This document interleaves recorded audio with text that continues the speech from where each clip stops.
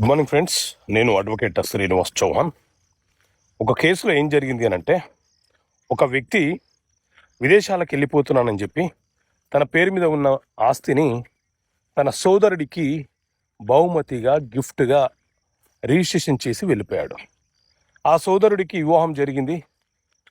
ఆ తర్వాత కొన్ని రోజుల తర్వాత ఆ సోదరుడు చనిపోయాడు. సో విదేశాలకు వెళ్ళిన మరొక సోదరుడు తిరిగి వచ్చి ఆ ఆస్తి విలువ పెరిగింది, ఇప్పుడు ఆ గిఫ్ట్ డీడ్ నేను రద్దు చేస్తానని చెప్పి రద్దు చేసే ప్రయత్నం మొదలుపెట్టాడు. మరి ఒకసారి మనం ఏదైనా ఒక ఆస్తి ఎవరికైనా గిఫ్ట్గా ఇచ్చిన తర్వాత రద్దు చేసుకునే అవకాశం ఉంటుందా?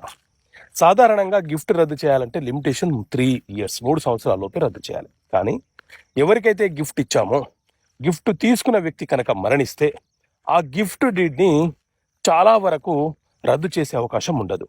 కానీ మనము కాకుండా ఒక ఫోర్జరీ డాక్యుమెంట్ ద్వారా ఎవరైనా గిఫ్ట్గా తీసుకొని ఉంటే ఆ సందర్భంలో మనము నిరూపించే అవకాశం ఉంటే మాత్రమే ఆ గిఫ్ట్ డీడ్ని రద్దు చేయడానికి అవకాశం ఉంటుంది. కానీ చనిపోయిన వ్యక్తులకు ఏ ప్రాపర్టీ అయితే మనం ఇచ్చామో ఆ వ్యక్తి చనిపోయిన తర్వాత మాత్రం గిఫ్ట్ డీడు రద్దు చేయడం అనేది చాలా వరకు అసాధ్యమైనటువంటి పనిగానే చెప్పవచ్చు.